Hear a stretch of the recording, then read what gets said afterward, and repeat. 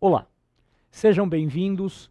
Eu sou o professor Jefferson e hoje nós iremos falar a respeito da Revolução Industrial. E aqui nós temos um símbolo do que foi a Revolução Industrial. Aqui nós temos uma imagem simbólica da importância da Revolução Industrial, que é uma Maria Fumaça, um trem a vapor. É bom lembrar que no decorrer do final do século XIX, início do século XX, isto aqui estava para a sociedade da época como nossas naves espaciais estão para a sociedade contemporânea. É um símbolo de modernidade. Media-se o nível de desenvolvimento de um país pela quilometragem de ferrovias que ele possuía. Importante frisar que a Revolução Industrial é um processo grande demais para que a gente possa analisá-lo de maneira aprofundada num período de 15 a 20 minutos, como estamos fazendo aqui. Portanto, iremos fazer um resumo desse processo gigantesco com o objetivo de facilitar o seu estudo, pensando, tendo em vista esses processos de seleção que os alunos enfrentam ao final do ensino médio. Então, eu peço adiantadamente desculpas, porque naturalmente não poderemos abranger não poderemos penetrar de maneira muito significativa, teremos que fazer um trabalho mais acelerado. Então, vamos à luta, passando pelo símbolo, né? A velha Maria Fumaça. Alguns aspectos que merecem destaque no que diz respeito à Revolução Industrial é a discussão no sentido de que teria sido realmente uma revolução ou trata-se meramente de um conjunto de aperfeiçoamentos tecnológicos.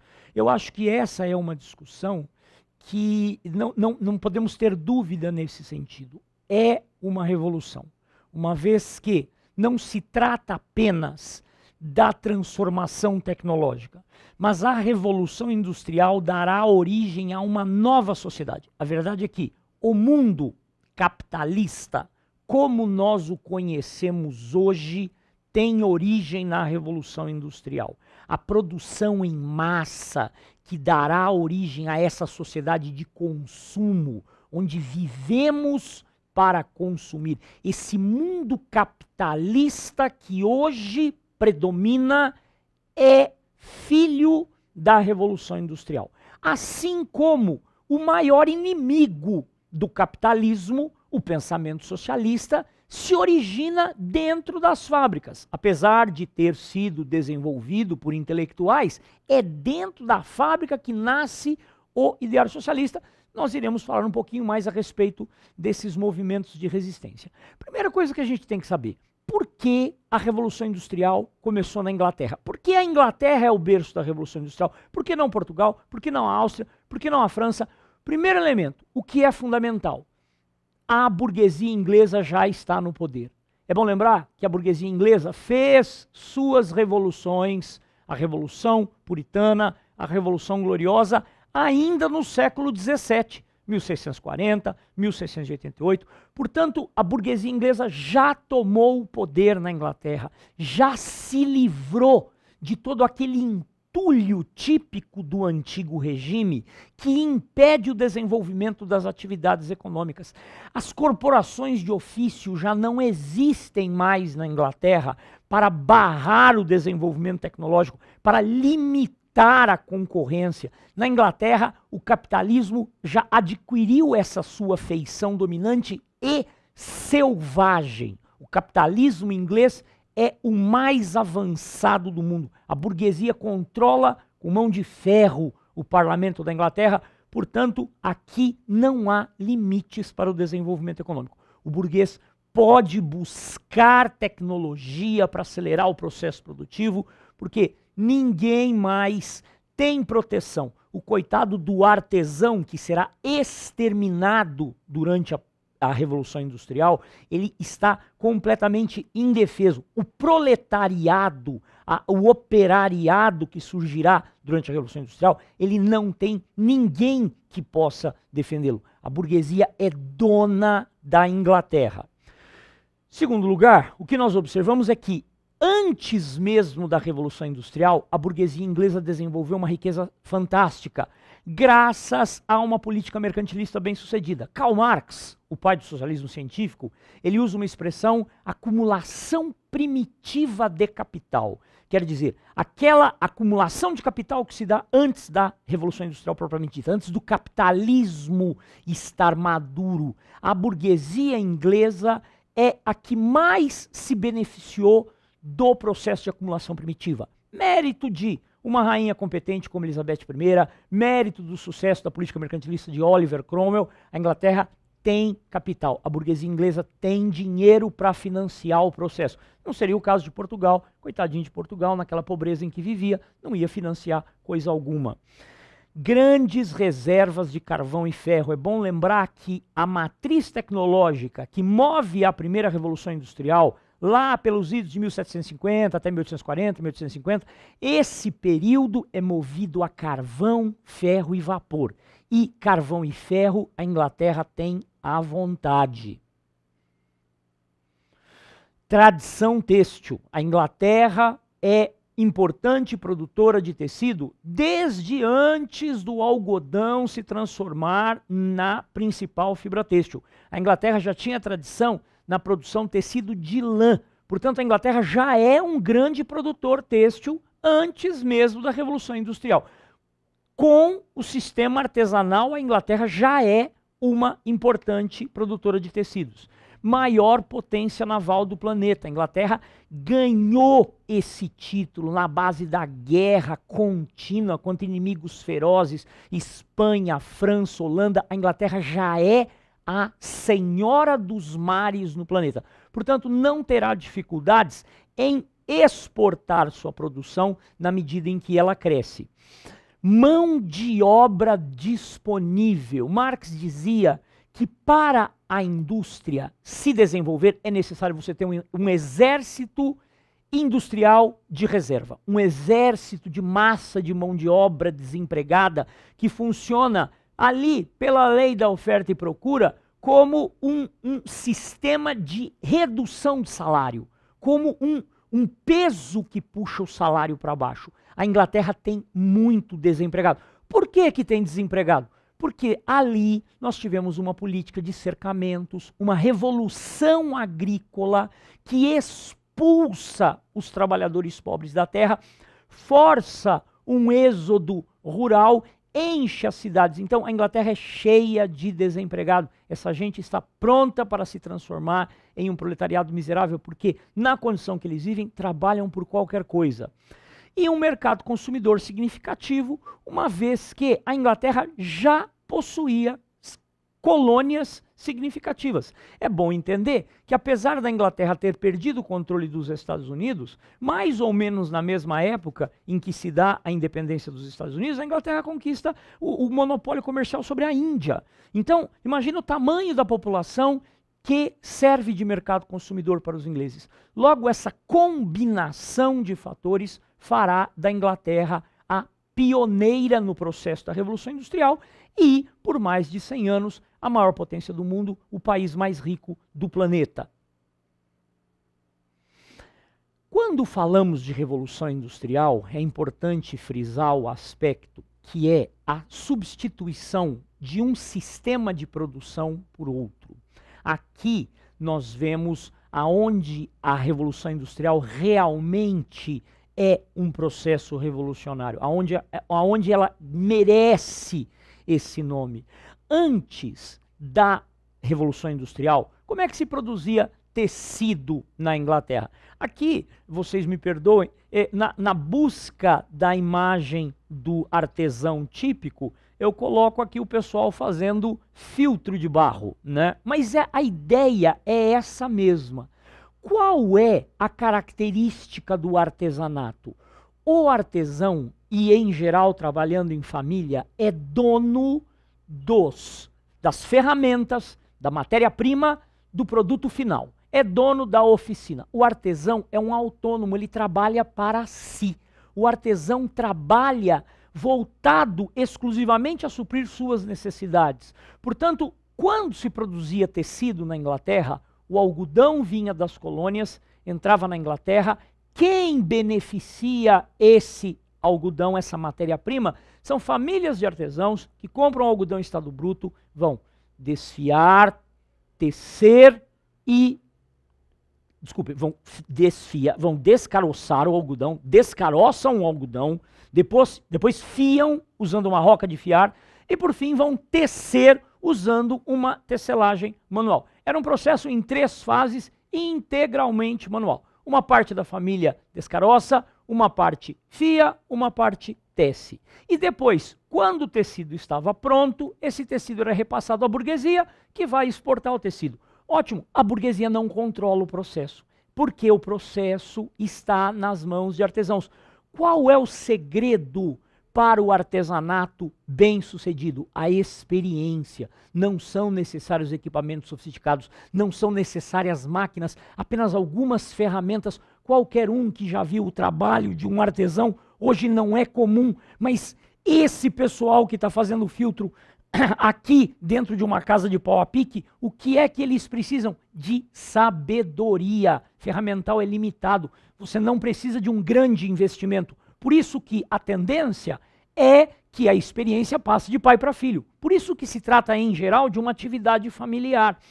Como a burguesia não controla essa forma de produção, a burguesia vai investir no desenvolvimento de tecnologia para substituir esses caras por máquinas. A Inglaterra oferece as melhores condições do mundo para isso.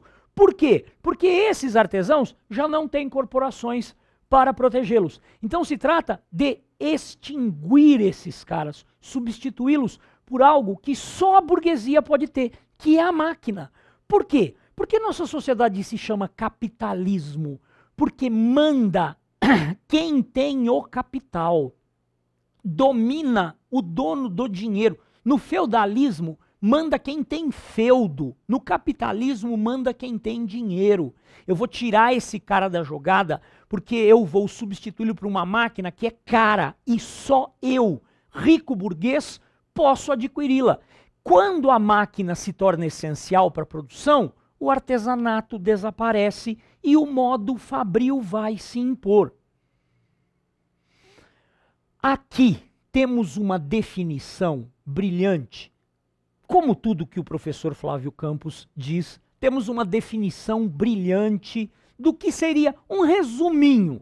Iniciada na Inglaterra na segunda metade do século XVIII, a Revolução Industrial foi caracterizada pela constituição de sistema fabril mecanizado, isto é, pelo aparecimento de fábricas que utilizavam máquinas no lugar de ferramentas e substituíam a força humana por outras. Então a força humana deixa de ser essencial. Quais são as outras fontes de energia? Vapor, carvão, posteriormente eletricidade e motores a combustão interna. Então está aqui uma definiçãozinha muito simples, muito limpa, muito correta do que é a Revolução Industrial.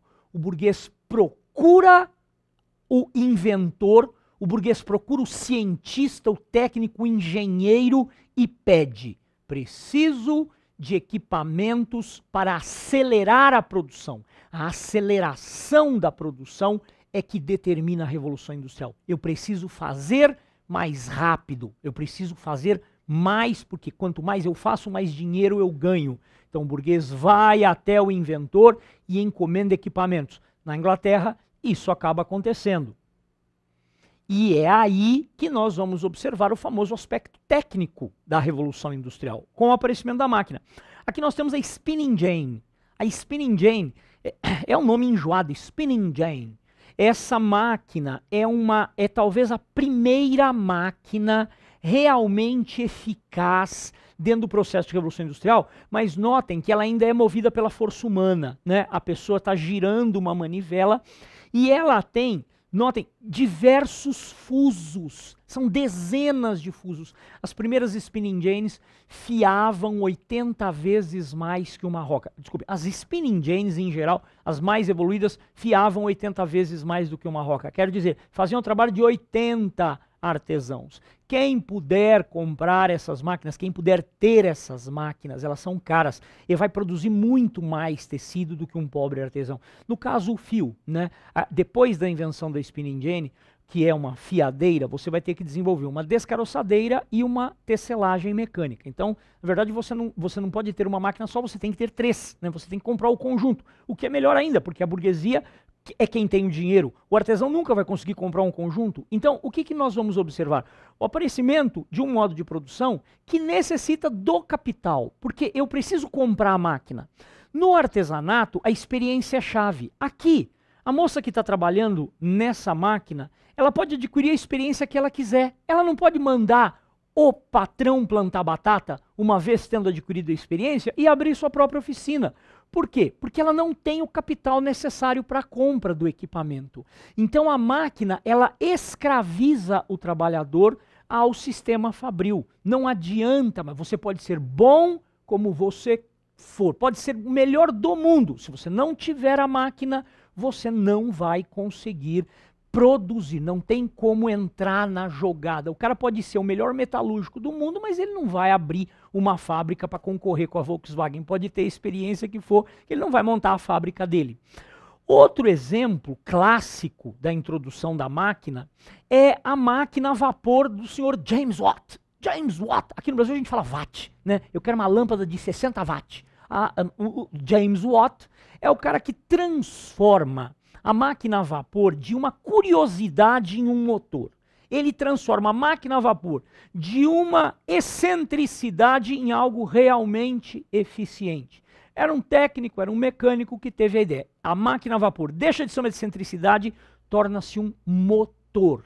E a partir daí, a força motriz gerada pelo vapor, acoplada a essas antigas máquinas movidas pela força manual, esse conjunto, motor a vapor, máquina mais sofisticada, vai gerar uma produtividade fantástica, vai gerar uma produtividade sensacional. É aqui que é importante a Inglaterra ter sua reserva de carvão. Ao longo dos primeiros 100 anos da Revolução Industrial, a produção e o consumo de carvão na Inglaterra quintuplicaram, sextuplicaram. A produção de carvão é também um sintoma, é também um demonstrativo do desenvolvimento industrial de um país. O carvão era o petróleo deles. Então o aparecimento dessas máquinas a vapor essa é o símbolo da Revolução Industrial. A fumaça produzida pela queima do carvão, o vapor d'água saindo, isso é a demonstração da modernidade, é o símbolo da modernidade.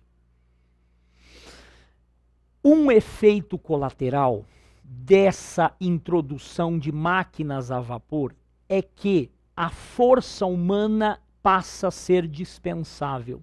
A experiência já não é mais tão essencial, porque as máquinas vão ficando cada vez mais simples de serem utilizadas. Esse é um aspecto que tem que ser entendido. As máquinas, não basta ao rico burguês que as máquinas sejam altamente produtivas, mas elas têm que ser simples de utilizar. Tem que ser simples, porque assim qualquer um pode manuseá-la. Qualquer um pode manipular. Não dependo mais da força bruta do peão. Assim, como eu posso utilizar pessoas fracas? Mulheres e crianças são atraídas para dentro da fábrica. A industrialização inglesa tem esse aspecto sórdido, esse aspecto horripilante.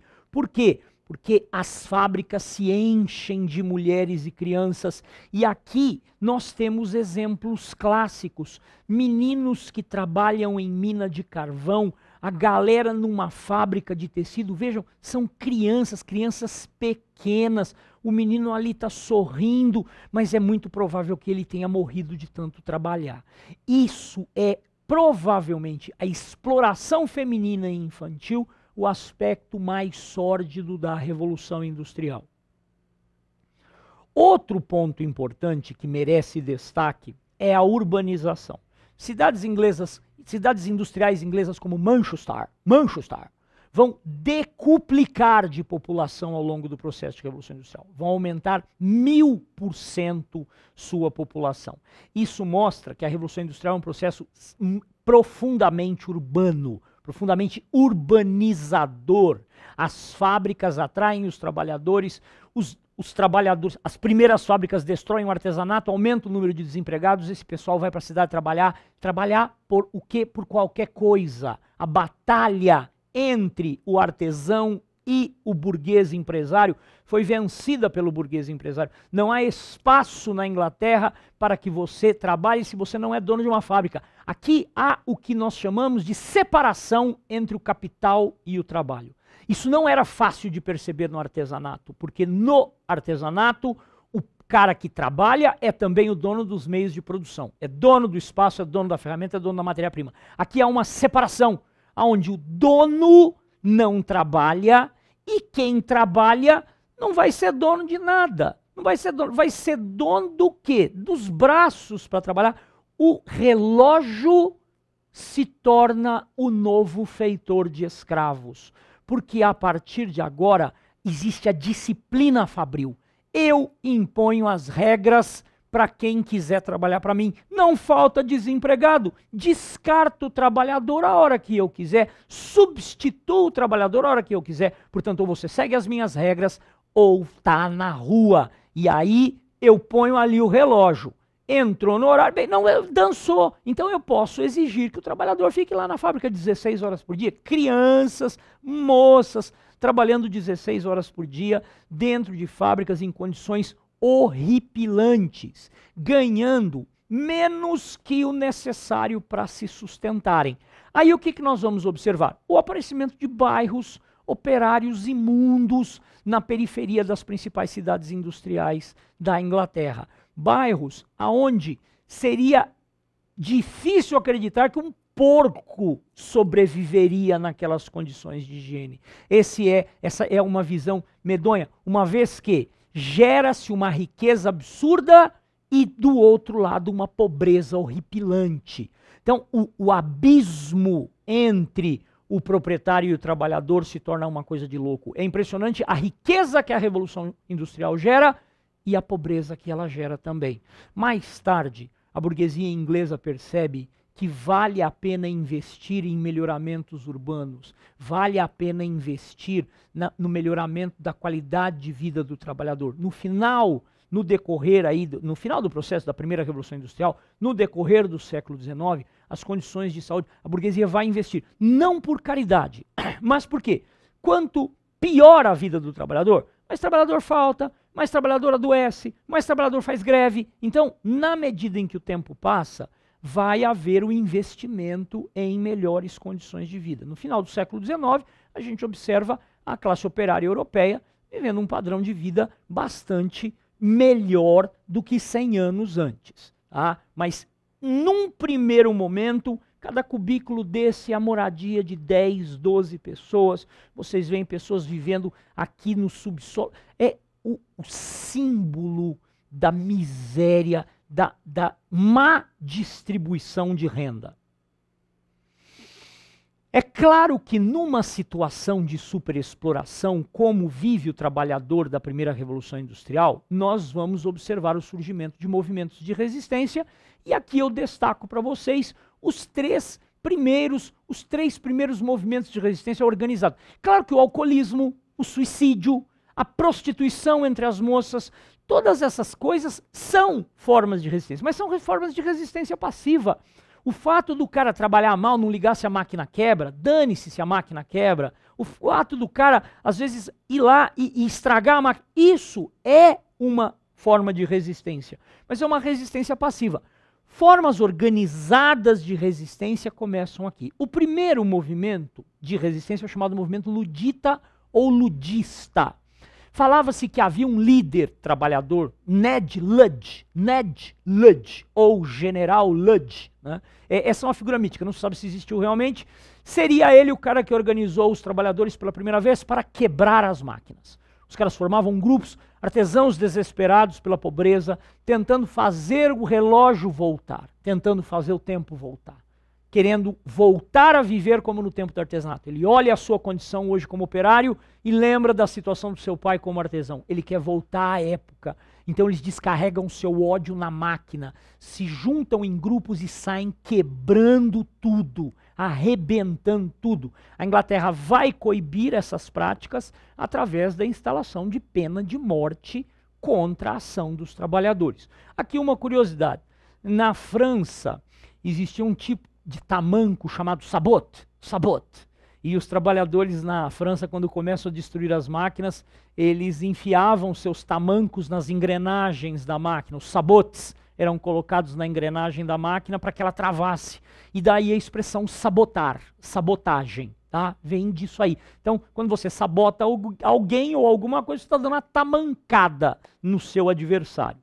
Movimento cartista. Na medida em que o movimento ludista fracassa, organiza-se na Inglaterra uma associação de trabalhadores. Essa associação vai ser perseguida pela polícia, mas eles produzem um documento onde fazem exigências de melhores condições de vida, e esse documento fica conhecido como Carta do Povo.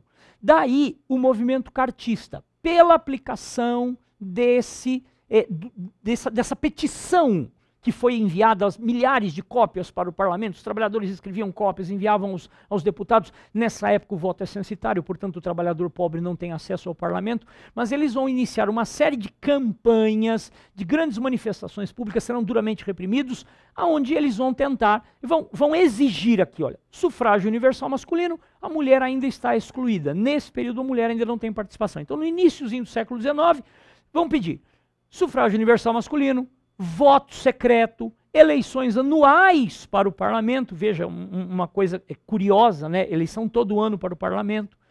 Pagamento dos parlamentares, porque até aqui parlamento não recebia salário. Então, se o pobre fosse eleito, ele não tinha condição de se manter, porque ele tinha que estar no parlamento, não recebia pagamento. Tá? Isso aqui, inclusive o Péricles, né? O grande Péricles inventou isso lá na Grécia, chama mistoforia, pagamento de salário para quem exerce cargo público. E representação política do proletariado. Pedem o direito de participação, é óbvio que não vão receber nada, além de paulada da polícia.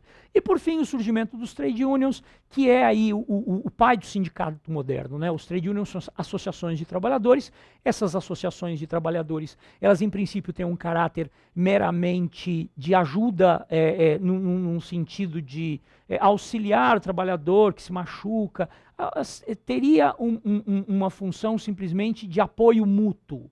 Com o passar do tempo, no entanto, os trade unions vão se organizar de forma a articular greves, ocupação de fábrica, confrontos. Então, graças ao trade union, graças à experiência bem-sucedida dos trade unions, irão surgir os sindicatos modernos, e aí sim os trabalhadores começarão a obter seus benefícios. Sem luta, ninguém vai a lugar nenhum.